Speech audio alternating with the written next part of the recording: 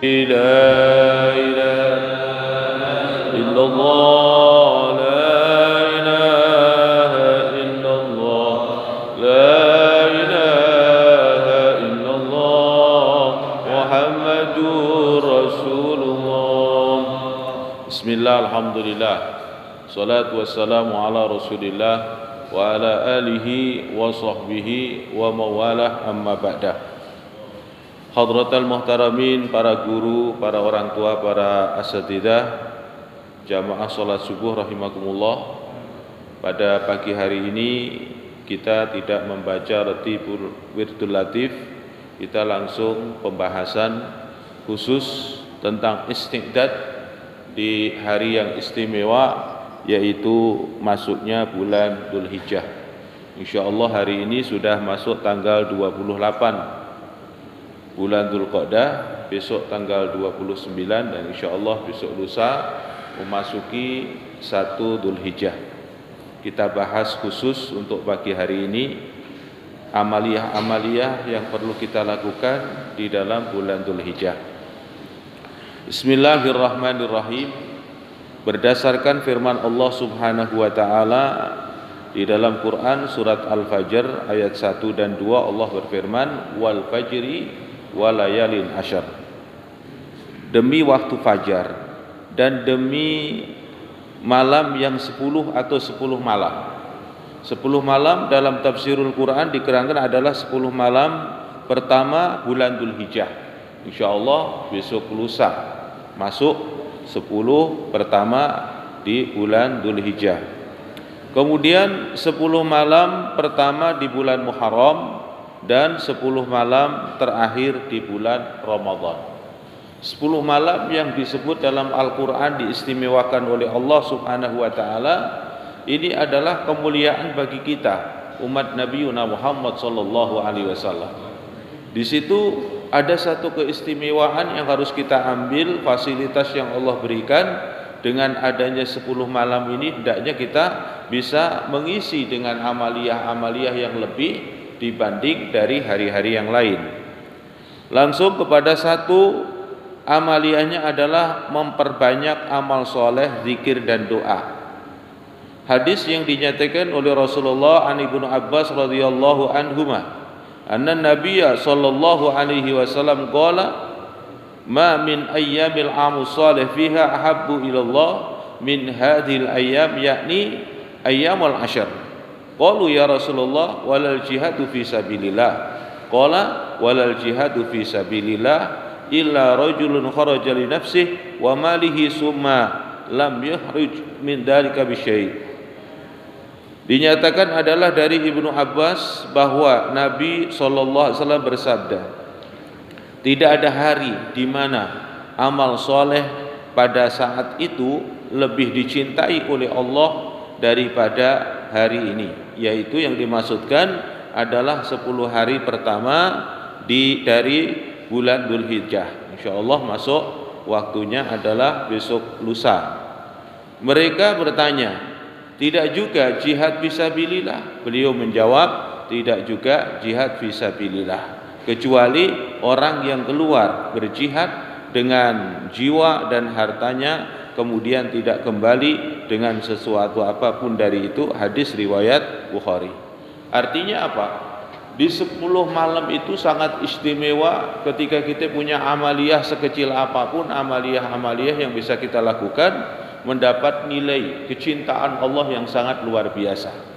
Bahkan sahabat mencoba menanyakan tentang keutamaannya 10 pertama di bulan Dzulhijjah itu dengan kecintaan Allah dengan amaliyah jihad fisabilillah. Tapi jihad fisabilillah ini terjadi di luar bulan Dzulhijjah. Jadi ada bulan Dzulhijjah 10 hari, kemudian ada nilai jihad di luar bulan Dzulhijjah yang 10 hari itu bagaimana? Ya, kalau diperbandingkan, Allah lebih mencintai mana? Lebih mencintai amaliyah di 10 hari pertama di bulan Dzulhijjah. Karena ini adalah waktu di mana Allah mengistimewakan, bersamaan di mana ada umat Islam yang diberikan istita'ah untuk melaksanakan ibadah haji, atau boleh dikata keutamaan bulan Dzulhijjah yang sebabnya dibandingkan dengan yaitu jihad fi sabilillah. Ada yang mengalahkan kecintaannya Allah terhadap orang yang beramal, orang yang berjihad fisabilillah dengan hartanya, jiwanya, kemudian dia enggak kembali. Berarti apa? Dia orang yang jihad fisabilillah, kemudian dia gugur di medan perang. Jadi syuhada. Itu yang bisa mengalahkan kecintaannya amaliyah di bulan Dzulhijjah. Ini namanya adalah fadailul a'mal yang diistimewakan oleh Allah bersamaan dengan waktu yang Allah berikan, yaitu di bulan Dzulhijjah. Di antara zikir yang perlu diamalkan, Warawa at-Tirmidzi an Amr bin Shu'aib an abihi an jaddihi anna Nabiy sallallahu alaihi wasallam qala khairud du'a yaum Arafah. Sebaik-baiknya doa yaitu berketepatan Yaumul Arafah, tanggal 9 di bulan Dzulhijjah. Wa khairu ma qultu ana wan nabiyuna min qabli la ilaha illallah wahdahu la syarikalah lahul mulku walahul hamdu wa huwa ala kulli syai'in qadir. Zikir ini sudah masyhur, sudah warid. Hampir setiap saat kita ba'da salatil maktubah membaca kalimat la ilaha illallah, ya, wahdahu la syarikalah lahul mulku walahul hamdu yuhyi wa yumit wa huwa ala kulli syai'in qadir. Ada kalanya tidak menggunakan kalimat pujian yuhyi wa yumit, langsung terpotong wahdahu la syarikalah, ya, walahul hamdu wa huwa ala kulli syai'in qadir, tanpa ada kalimat yuhyi wa yumit. Jadi kalimatut thayyibah yang selalu kita baca, entah itu dibaca dengan singkat yang pendek seperti tadi dengan ucapan kalimat la ilaha illallah tanpa ada beberapa kalimat di belakangnya, itu adalah kalimat yang diucap oleh para anbiya sebelum Nabi Muhammad, kemudian diucap oleh Nabi Muhammad sallallahu alaihi wasallam, sehingga ana wan nabiyuna, yaitu aku dan para nabi-nabi semua adalah mengucap kalimat yang sama, yaitu kalimatut tauhid. Ini bagus sekali untuk dibaca-baca oleh kita di dalam bulan Dzulhijjah. Kemudian yang ketiga, wa min ayyamin ahabbu ilallahi ay ta'abbada lahu fiha min asyri Dzulhijjah ya'dilu siyamu kulli yaumin minha bi siyami sana wa qiyamu kulli lailatin minha bi qiyami lailatul qadar. Kemudian ada juga yang memberikan satu keterangan hadis fadailul amal, tidak ada hari yang lebih disukai Allah untuk digunakan beribadah sebagaimana yaitu halnya hari 10 Dzulhijjah. Jadi dari hari pertama sampai hari yang ke-10. Berpuasa pada siangnya sama dengan puasa sunnah 1 tahun, dan sholat pada malamnya sama dengan sholat pada malam Lailatul Qadar. Ini keistimewaan 10 pertama di bulan Dzulhijjah. Maka hendaknya kita diberikan fasilitas yang semacam ini, kita gunakan sebaik-baiknya. Kemudian yang kedua adalah amalan zikir. Ini disampaikan oleh seorang ulama besar, yaitu hadza du'a kama ratabal Habib Muhammad Al-Haddar nafanallahu bi naf'an an masyayikh al-kiram yu'ti bi kulli lailatin min layalil ashri min Dzulhijjah. Ini bisa dibaca setiap hari malam atau kita baca semampu-mampunya. Kapan waktunya kita bisa, mulai tanggal 1 bulan Dzulhijjah nanti sampai tanggal 10. Bismillahirrahmanirrahim. La ilaha illallah adalal layali wad duhur. La ilaha illallah adadal ayyami wasyuhur. La ilaha illallah adada amwajil buhur. La ilaha illallah adada at'afil ujur. La ilaha illallah adadal qatri wal matar. La ilaha illallah عدد أوراق الشجر لا إله إلا الله عدد الشعر والوبر لا إله إلا الله عدد الرمل والهجر لا إله إلا الله عدد الزهر والثمر لا إله إلا الله عدد الأنفاس البشر لا إله إلا الله عدد لمح العيون لا إله إلا الله عدد ما كان وما يكون لا إله إلا الله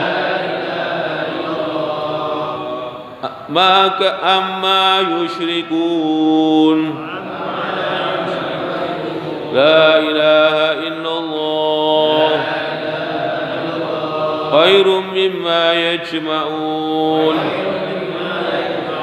لا إله إلا الله في الليل إذا أسأس لا إله إلا الله في الصبح إذا تنفس لا إله إلا الله عدد الرياح بالبرار والسهور لا إله إلا الله من يومنا هذا إلى يوم ينفخ في الصور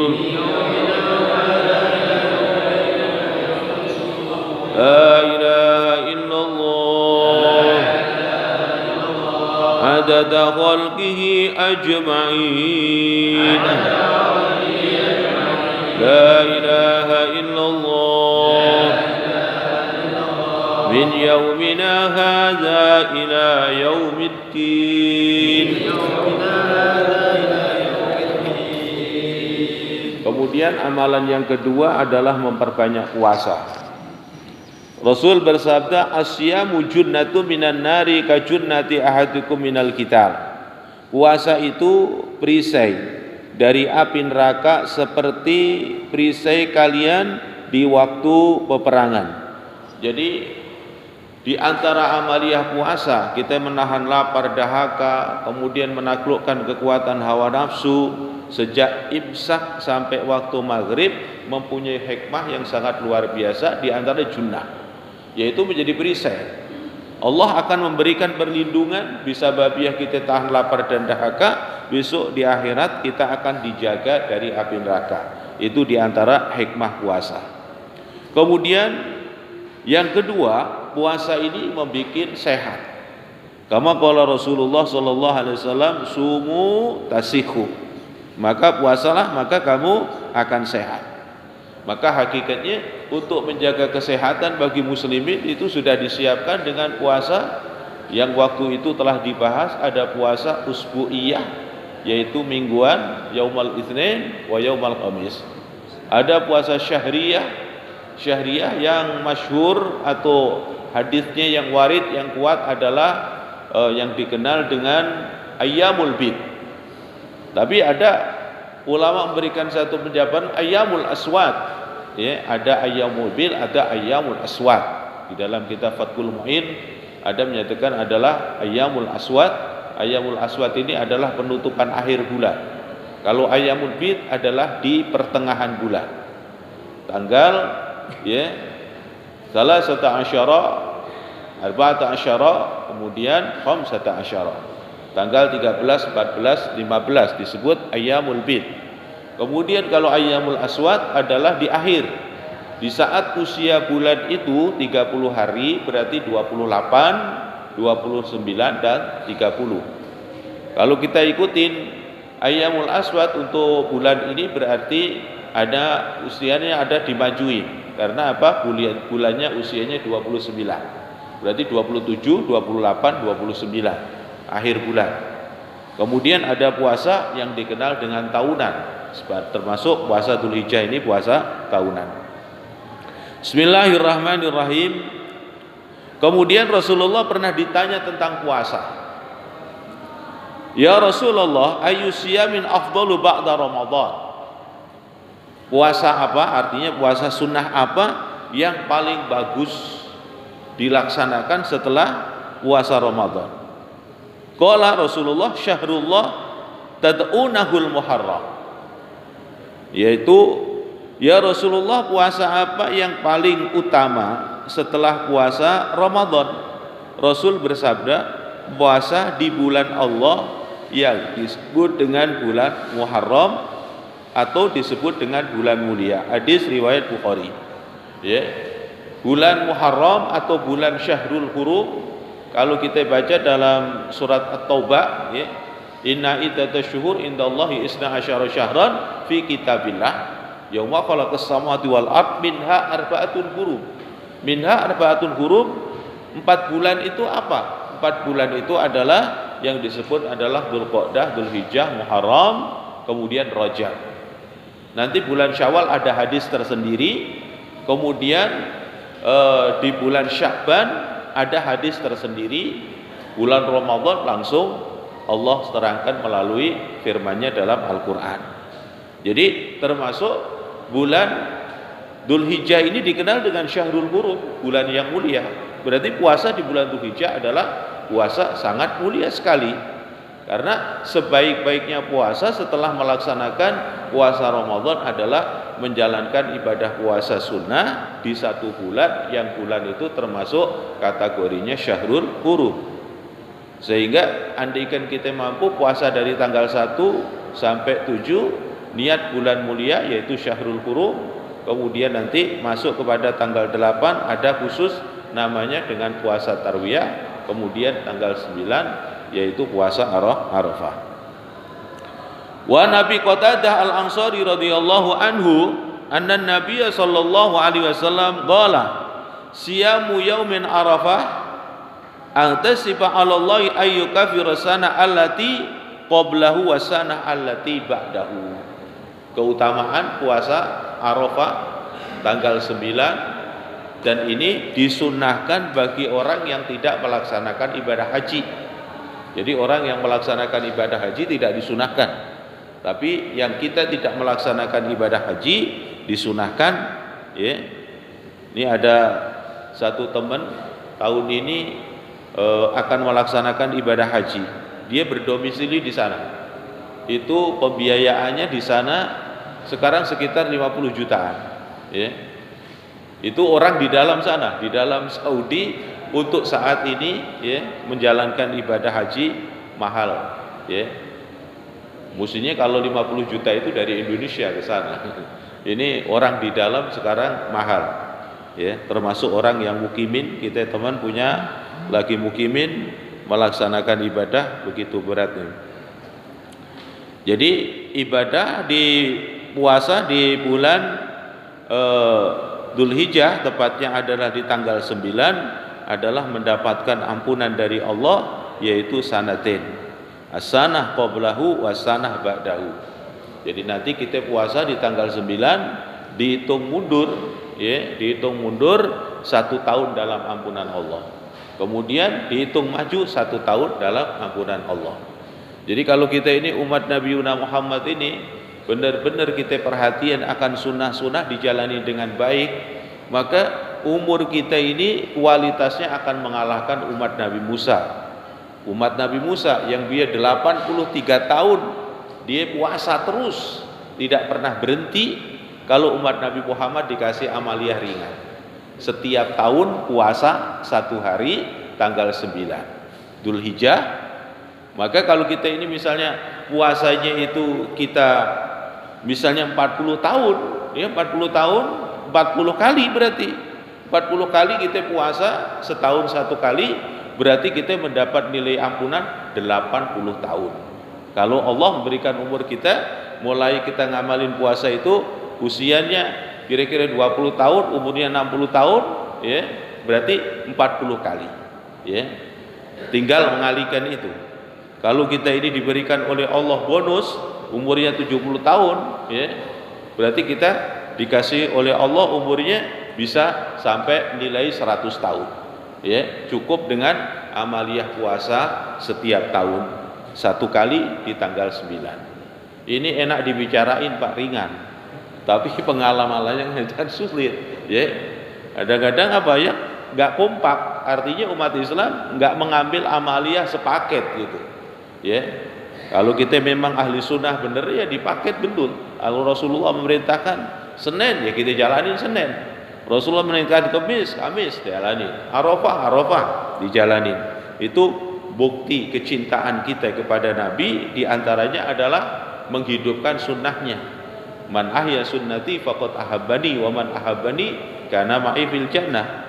Kalau tolak ukurnya orang udah mau cinta sama Nabi, hidupkan sunnah, jangan ditanya wajibnya. Wajibnya jangan ditanya, sunnahnya sudah dijalani. Tapi kalau di Indonesia ini kadang kebalik, sunnahnya dijalanin, wajibnya tertinggal. Ya, Ramadan Masya Allah istiqomah, sholat tarawih, tapi mingguannya sholat Jumat pada dilewati, sholat fardunya dilewati. Di kita masih banyak terbalik. Tapi kalau memang itu yang digambarkan oleh Rasulullah, para sahabat kalau udah cinta sunnah jangan ditanya tentang wajibnya, udah beres, sudah pasti itu. Kemudian ada lagi puasa yang dikenal dengan puasa tarwiyah. Tarwiyah itu bersamaan dengan para jamaah haji di tanggal 8 dia bermukim di Mina. Mukim di Mina tanggal 8, ibadah di sana itu namanya tarwiyah. Ada istilah lain dalam ibadah haji disebut tanazul. Itu Indonesia juga tidak melaksanakan. Jadi jamaah Indonesia tidak melaksanakan. Kalau mau melaksanakan itu harus daftar kepada muassasah. Kemudian muassasah setelah memberikan izin, semuanya urusannya itu ditanggung sendiri. Perjalanan dari maktab atau dari hotel masing-masing menuju Mina itu ditanggung sendiri pembiayaannya. Kemudian masalah makan dan lain sebagainya ditanggung sendiri. Kemudian termasuk segala macam, ya, keamanan dan lain sebagainya ditanggung sendiri. Pemerintah hanya memberikan izin, boleh kau jalanin tanazul ataupun tarwiyah. Karena kalau diikutin menggunakan cara sebagaimana yang dulu dicontohkan Rasulullah, di tanggal 8 kita datang ke Mina dulu, terus nanti nginep semalam, ba'da sholat, ya, isyraq, jalan menuju Arafah, kemudian nanti baru berlanjut setelah di Arafah baru ke Musdalifah. Lah itu waktu yang berdekatan itu, tempat yang berdekatan itu, kalau diangkut mobil nanti akan terjadi kemacetan yang sangat luar biasa. Makanya orang yang tanazul rata-rata tidak menggunakan kendaraan, jalan kaki. Karena memang Rasulullah dulu memberikan contohnya juga dengan jalan kaki. Yang saya pernah tahu, ulama Indonesia yang mengamalkan tanazul waktu itu yaitu hanya Hakim dengan rombongannya. Saya termasuk ngurusi jamaah, saya kepingin ikut tanazul, kita daftar ke Hakim untuk ngikutin tanazul atau tarwiyah. Kemudian kita ada pembayaran khusus kepada yayasannya beliau. Jadi disebutkan adalah shaumu yaumut tarwiyah kafaratun sanah wa shaumu yaum arafah kafaratun sanatin. Puasa di hari tarwiyah tanggal 8 mendapatkan nilai ampunan 1 tahun, kemudian puasa di tanggal 9 yaumul arafah mendapatkan ampunan sanataini 2 tahun. Amalan ketiga, mengumandangkan takbir ba'da sholat. Mulai ba'da sholat subuh tanggal 9 Dzulhijjah sampai tanggal 13 Dzulhijjah, hari tasyrik ba'da asar. Jadi kalau dihitung, disunahkan takbir ba'da sholat itu tanggal 9 subuh mulai start, terus tanggal 10, tanggal 11, tanggal 12, 13. Jadi takbir disunahkan untuk Idul Adha, dijadikan aurat, dijadikan wirid, ba'da sholatil maktubah itu sejak tanggal 9 subuh. Itu adalah hukumnya sunnah. Mulai ba'da sholat subuh tanggal 9 Dzulhijjah sampai tanggal 13 Dzulhijjah hari tasyrik ba'da asar. Allah Ta'ala berfirman, wa yadhkuru smallahi fi ayyamin ma'lumat, supaya mereka berzikir menyebut nama Allah pada hari yang telah ditentukan. Quran surat Al-Hajj. Jadi Allah menentukan ada beberapa waktu di mana untuk dilaksanakan kita mengumandangkan kalimatut takbir, tahmid dan tahlil, terutama di Idul Adha ini waktunya panjang. Kalau dalam ilmu fikih Pak disebutkan takbir, ya, takbir di dalam Idul Adha ini takbir muqayyad. Artinya muqayyad diikat dengan amal ibadah wajib, yaitu ba'da sholatul maktubah. Jadi nanti kalau masuk tanggal 9 ini bagaimana? Yuqaddimu takbir qabla wirdul ma'thurah. Jadi didahulukan takbirnya dulu sebelum zikir ma'thur. Jadi misalnya kalau kita kayak tadi habis sholat kita baca istighfar atau punya amalan membaca surat Al-Insyirah dan lain sebagainya. Lah nanti kalau kita masuk tanggal 9 di dalam bulan Dzulhijjah habis salam, mana? Yuqaddimu takbir, mendahulukan takbir dulu sampai 3 kali. Nanti kalau yang ketiga ditambah dengan tahmid, takbir dan tahlil, baru selesai itu terus melanjutkan zikir yang ma'thur. Jadi dua-duanya diamali, zikirnya lebih panjang di waktu nanti mulai tanggal 9 di bulan Dzulhijjah. Kemudian Allah juga berfirman, "Wadhkuru smallahi fi ayyamin ma'dudat," dan berzikirlah dengan menyebut nama Allah dalam beberapa hari yang terbilang, yaitu tanggal 9, 10, 11, 12, 13. Itu namanya hari-hari yang terbilang. Kemudian yang keempat, sighatut takbir. Sighat itu artinya bentuk lafadznya takbir. Kadang orang mengucapkan kalimatut takbir hanya mendengar lewat suara tanpa mengecek tulisan, ini kadang-kadang akhirnya akan menambah lafaz, kadang-kadang juga ada keliru dalam bentuk ucapannya. Allahu Akbar, Allahu Akbar, Allahu Akbar dibaca 3 kali.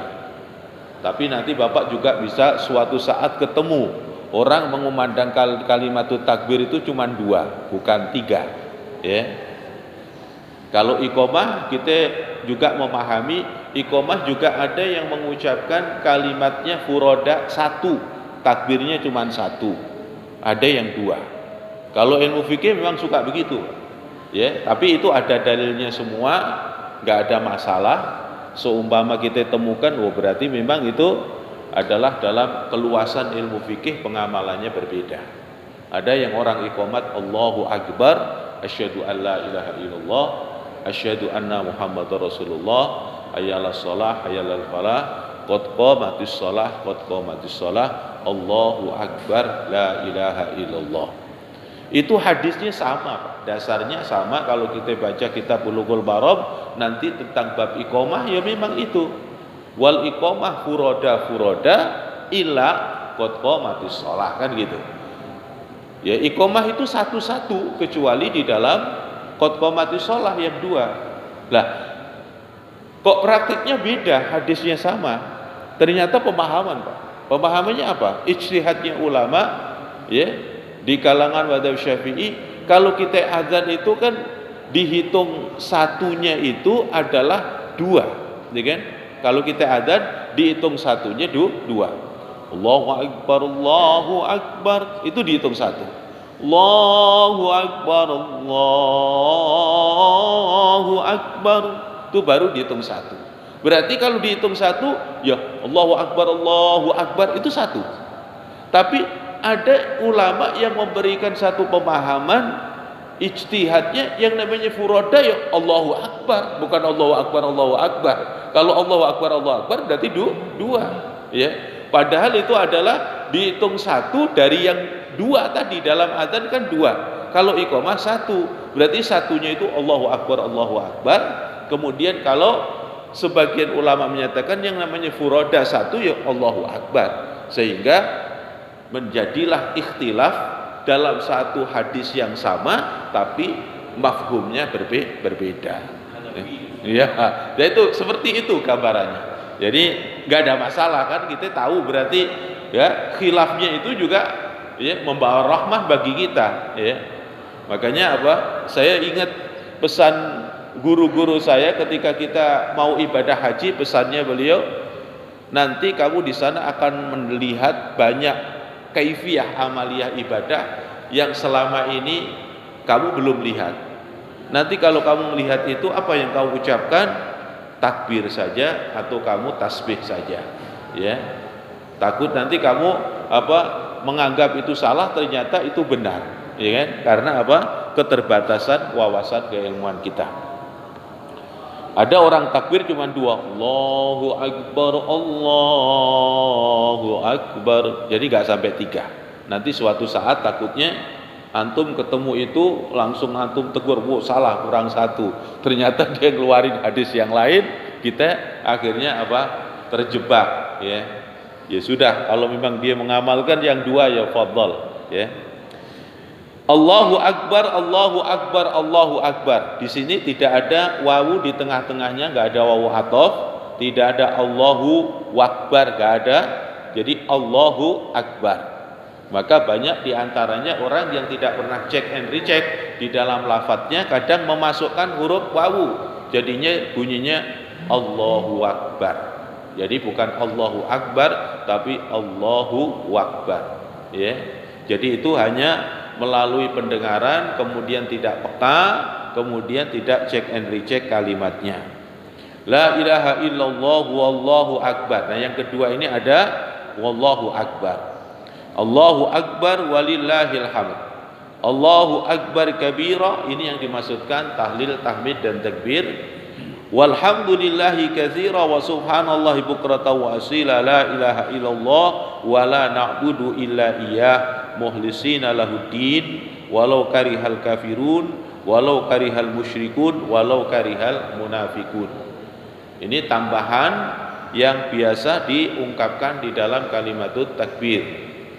Pernah ada satu masjid Bapak, ada seseorang menambah di dalam kalimat ini, walau karihal kafirun, walau karihal musyrikun, walau karihal munafikun.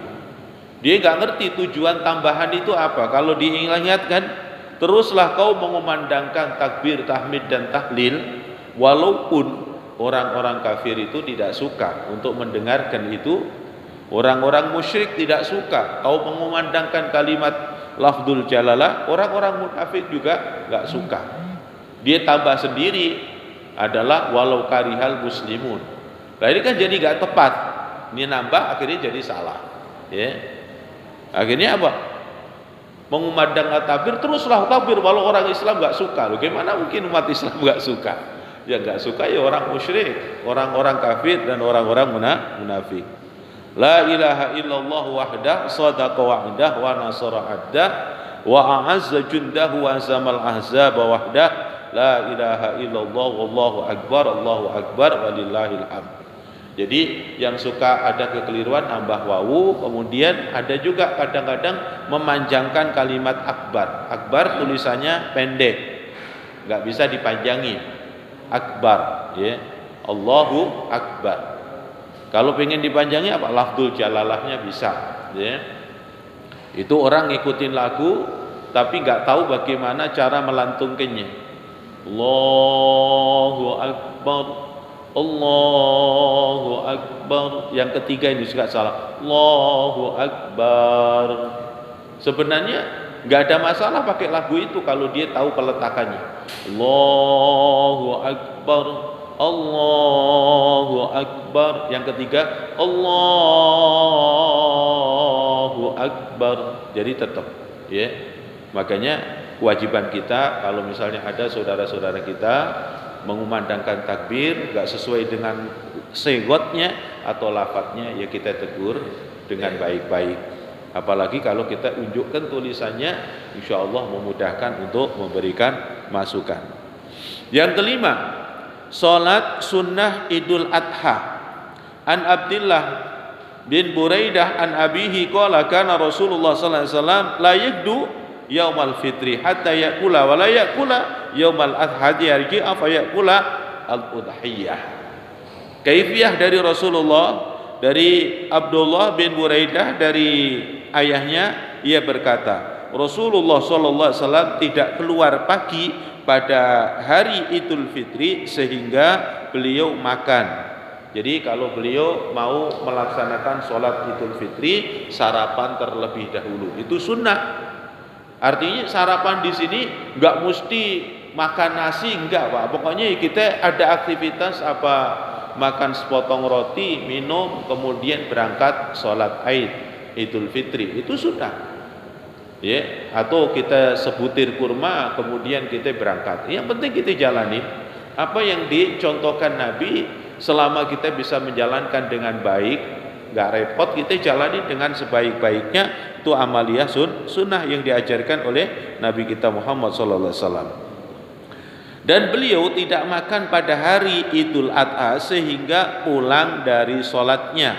Jadi Nabi kalau Idul Adha ditunda, imsak. Makanya seolah-olah kalau kita itu mau jalanin puasa di dalam Idul Adha itu, kalau kita mau sempurnain ya 10 hari. Cuman hari yang ke-10 itu sampai sholat Id saja. Id selesai, ya kita sudah. Nanti misalnya gini, habis sholat Id, kelar semuanya, kemudian di masjid ada minuman, boleh enggak? Ya enggak ada masalah, udah selesai. Yang jelas kita enggak harus plus sama Rasulullah nunggu sampai rumah, kan enggak ya. Artinya umpama di masjid disediain makanan atau ada minuman, kita niat memang haus, selesai itu ya kita langsung minum atau enggak salah di dalam masjid. Yang jelas yang diperintahkan oleh Nabi, hukum sunnahnya adalah ba'da sholatul Id. Setelah sholat Id baru kita adalah aktivitas makan. Kemudian ya, memakan daging kurban. Artinya Rasulullah kalau melaksanakan udhiyah itu pun nantinya Rasulullah akan menikmati bagian dari daging kurban tersebut. Dari hadis ini diambil kesimpulan para ulama-ulama kita, selama udhiyah itu bighairi nadrin, bukan nazar, maka yujuz mengikuti apa yang dicontohkan Nabi, ngambil dari bagian kurban itu, ya. Misalnya begini, Bapak menitipkan di Masjid Al-Muqarrabin, kemudian ditanya sama panitia, Pak mau ngambil enggak? Ambil. Sunnahnya adalah mengambil untuk dinikmati bagi pelaksana kurban. Kenapa? Sunnah Rasulullah, walaupun ngambil sedikit, ya. Mungkin ambil sepotong kecil, anak ambil sedikit aja.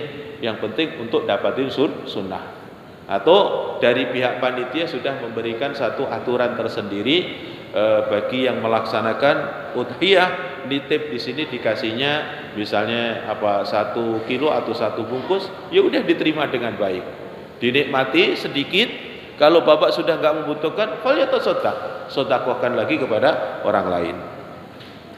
Kemudian ada beberapa amaliyah di dalam pelaksanaan sholat Idul Adha, ya. Yang pertama adalah imsak, artinya menahan makan minum sampai selesai dari sholatnya. Jadi sampai selesai aktivitas sholat Id. Kalau sholat Id itu khutbahnya di belakang, ya, khutbahnya di belakang. Jadi kita sempurnain. Setelah itu baru kita balik untuk menikmati makanan. Kemudian mandi untuk sholat Idul Adha, hukumnya sunnah, ya. Waktunya mulai dari waktu subuh tiba. Waktu subuh tiba itu sudah dihukumi sunnah untuk melaksanakan mandi. Kalau Bapak misalnya sholat subuh dulu belum melaksanakan mandi, ya nanti pulang terus persiapkan mandi untuk sholat Id baru kita berangkat, ya. Kalau Bapak nggak mau balik lagi waktu subuh, ya masuk kemudian Bapak mandi kemudian berangkat terus nggak balik lagi, langsung i'tikaf sampai waktu sholat Id dilaksanakan. Terus yang ketiga adalah memakai pakaian terbaik. Terbaik nggak harus beli baru, maksudnya terbaik yang kita punya, gunakan untuk melaksanakan ibadah sholat Id. memakai minyak wangi, ya, mengajak semua keluarga, ya, mengajak semua keluarga. Termasuk wanita haid disunahkan hadir. Tapi nanti lihat, seorang wanita yang haid disunahkan hadir, nanti dilihat posisi fasilitas di masjid kita. Di masjid kita ini ada fasilitas di luar untuk wanita atau enggak? Ya. Kalau sekiranya tidak ada, berarti dia tidak disunahkan untuk datang di masjid kita karena enggak ada fasilitasnya. Artinya fasilitasnya di masjid kita adalah untuk muslimah adanya di atas, posisinya di dalam masjid. Berarti la yajuz, enggak boleh untuk hadir di situ. Cari masjid yang dimana pelaksanaan sholat nanti ada tempat di luar masjid. Nanti wanita yang dalam kondisi dia adalah datang bulan, nanti datangnya juga akhir, ngambil posisinya di belakang. Tujuannya untuk apa? Syiarul Islam, satu. Yang kedua, walitukabbirullah, untuk mengagungkan Allah dengan mengumandangkan kalimatut takbir dan tahmid. Kemudian yang ketiga, yismaul khutbah, untuk dengarin khutbah, nasihat, ya. Kadang-kadang di kita rada terbalik, ya. Ibu-ibu hadir semua sholat Id, khutbah dimulai pada balik. Nah, ini namanya adalah, ya, pemahamannya belum sampai, Pak. Perlu kita sampaikan. Kewajiban kita dakwah lanjutan, dari mana kita dapatkan ilmu, dari taklim di masjid, lah itu disampaikan ke keluarga kita, ya. Saya pernah khutbah di satu kampung, Pak, di kampung Jatimulya sana. Saya dipesan sama Pak DKM-nya, Pak Ustadz, di sini itu kalau sholat Id, ibu-ibu itu mulai khutbah pada balik, katanya gitu. Terus untuk saat ini minta bantuan untuk dikasih tahu, ya. Saya sampaikan sebelum sholat Id nanti ada khutbah, mohon seluruh jamaah untuk mengikuti hingga sempurna. Jadi sempurnanya sholat Id plus mendengarkan khutbah. Kemudian saya sampaikan, ini yang mengumumkan ini saya yang akan khutbah. Insya Allah khutbahnya singkat. Jadi biar gak khawatir, ya. Singkat padat, gak usah lama-lama, ya. Rasulullah pernah mengutarakan dalam tanda-tanda faqih. Seorang faqih itu punya tanda-tanda, wa alamatul faqih yuqassiru fil khutbah wa yutawwilu fis shalah, ya. Jadi tanda-tanda orang yang memahami ilmu fikihnya itu kalau khutbahnya singkat, padat, kemudian sholatnya rada panjang, ya. Jangan khutbahnya panjang banget, sholatnya disingkat karena waktunya udah habis, ya. Ya. Saya bisa ngamalin betul itu, Pak. Kalau kita khutbah di tempat kantor-kantor itu, Pak, di kementerian itu justru, ya, baru ini sudah ditulisin nih 10 menit sekilas info doang, ya. Sekilas info, ya. Itu sebenarnya adalah dipraktikkan dalam ilmu fikihnya. Itu sunnah. Jadi wanita-wanita yang sedang berhalangan pun, ya, disunahkan. Kalau dalam ilmu fikih juga ada sunnah gini, Pak. Berangkat sholat Id itu kalau ketemu dua jalur yang berbeda, kemudian satunya jauh, yang satunya dekat, maka berangkatnya justru lewat yang jauh, pulangnya lewat yang dekat, ya. Tapi yang rasional, Pak, rasional. Ya, nanti takutnya jalurnya muter-muter ke sana kemari, tambah dikira enggak ini. Pak Ustadz Bobi rumahnya di situ, jalurnya ke sono dulu, muterin Al Khairat. Ditanyain sama orang, mana Pak, mau ke masjid mana, Al Muqarrabin. Ini kayaknya udah nggak beres ini. Oh, Muqarrabin sono, rumahnya sini, lewatnya sono. Jadi yang normal gitu kan. Ya Pak Haji Darman misalnya ada dua jalur nih, lewat sini rada jauhan nih, lalu lewat sono deketan, atau lewat sana rada jauhan. Tapi ketika Anda lewat dua jalur ini, orang nggak ada muskil, nggak ada masalah. Jadi memang tepat, lewat sana juga boleh, lewat sini juga boleh. Biasa gitu, Pak. Memang ada dua jalur yang bisa kita tempuh. Bapak ukur itu, diprediksi. Kalau misalnya lewat sana lebih jauh, berangkatnya lewat yang jauh. Kenapa? Likulli khutwah hasanah. Setiap langkahmu itu ada kebaikan.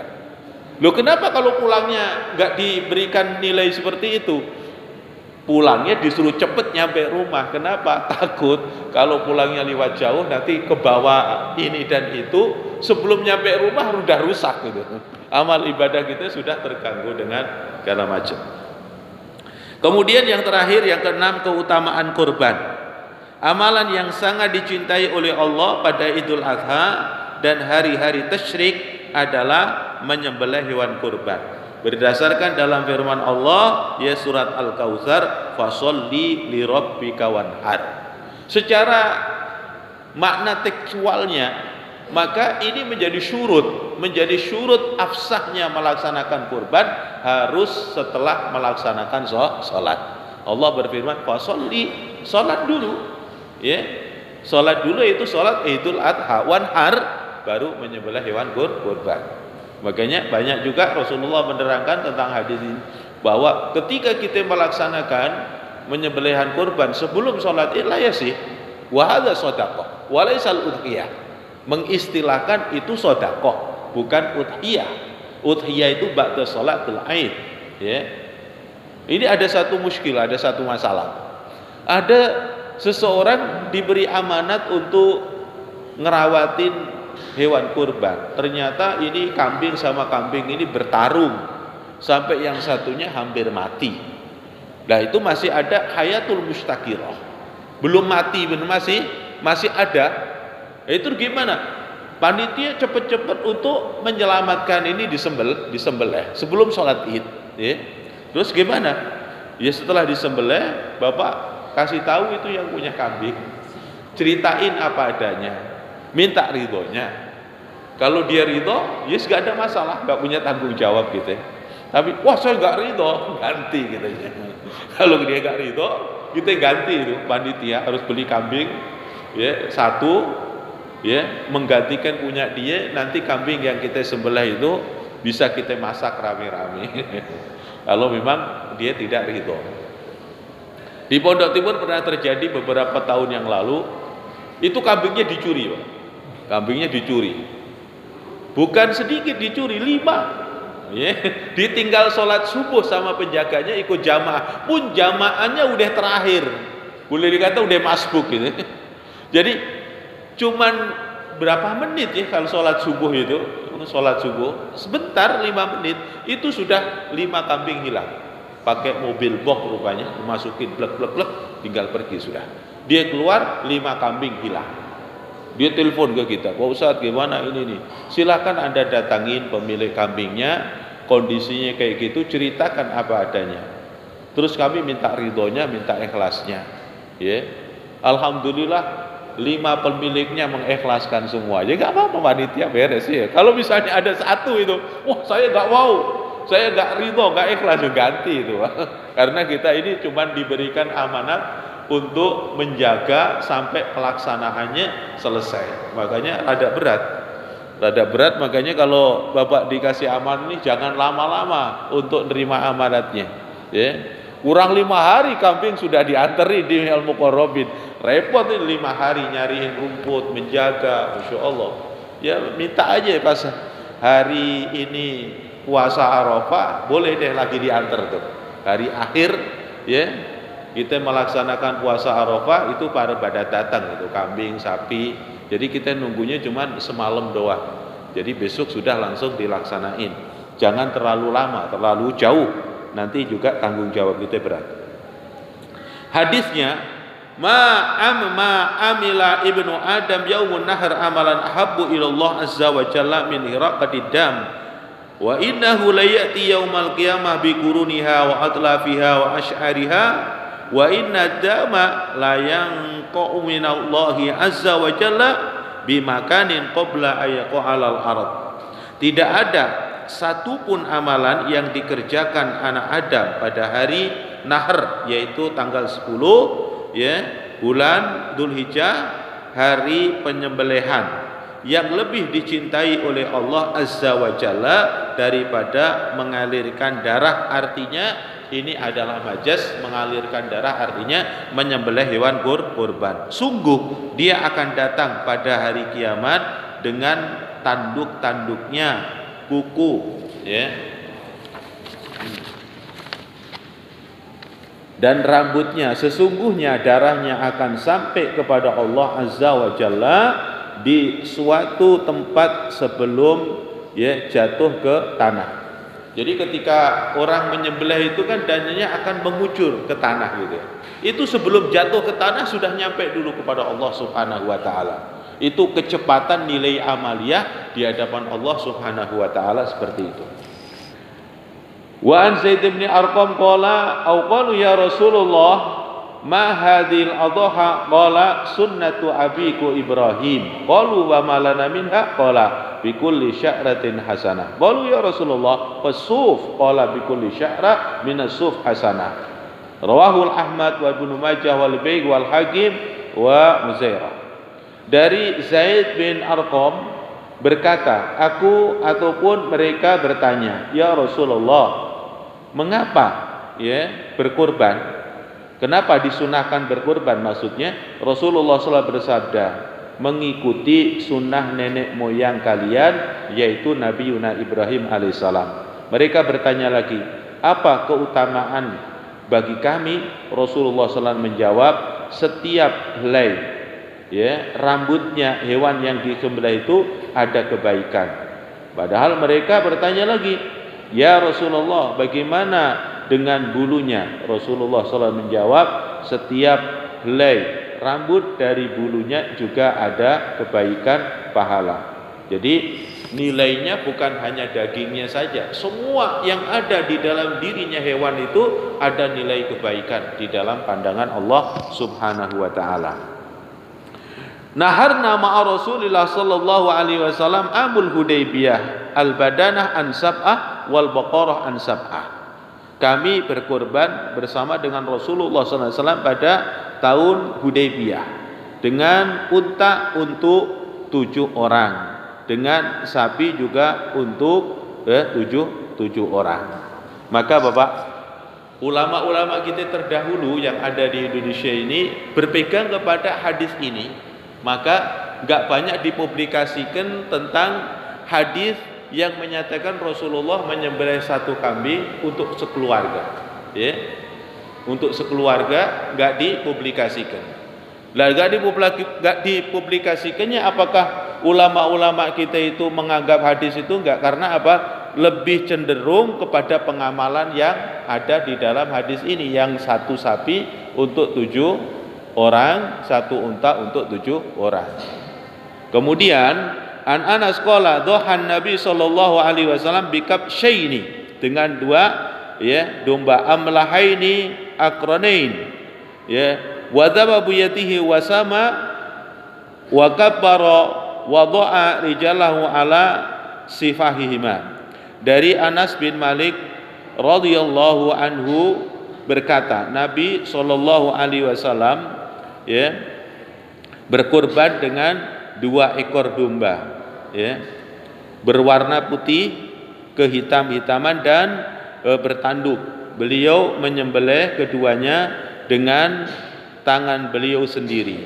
Beliau membaca bismillah dan mengucapkan takbir serta meletakkan telapak kaki beliau pada sisi leher kedua domba tersebut. Nah, ini artinya Rasulullah SAW memberikan satu gambaran tentang pelaksanaan kambing, seolah-olah di sini digambarkan untuk 1 orang. Jadi ada juga hadis yang sekeluarga itu namanya tahsis, kekhususan Rasulullah SAW. Yang dihitung sampai mencapai 7 yaitu adalah untuk 1 unta atau 1 sapi. Terakhir, wa Ummi Salamah anna Nabiy sallallahu alaihi wasallam qala idza raaitum hilal dzilhijjah wa rata ahadukum ayyudhiya falyumsik an syaratin wa adfarihi.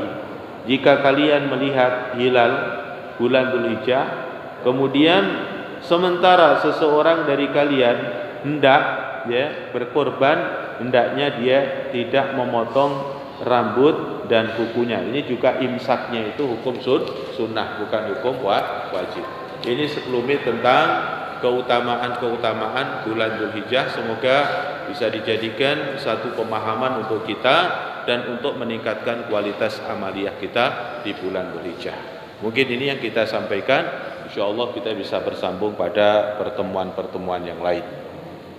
Ya arhamar rahimin wa rijal muslimin, Allahumma arzuqna ilman nafi'ah rizqan halalan thayyiban mubarakan fih. Allahumma inna ala dinina bid dunya ala dunya bit taqwa ala taqwa bil amal amal bit taufiq. Allahumma ighfir lana wal muslimin warhamna wal muslimin wa afina wal muslimin wa akhfatna wal muslimin inayah min syarri masaibid dunya wad din. Allahumma adfa' 'anna al bala' wal waba' khususan al waba' virusal corona wal ghala' wal mihan wal fitan jami'an wa ibala ma dhahara minha batan baladina hada Indonesia khassa biladil muslimina 'ammah bi rahmatika ya arhamar rahimin. Rabbana atina fid dunya hasanah fil akhirati hasanah qina adzabannar. Sallallahu ala khairi khalqih walhamdulillahi rabbil alamin.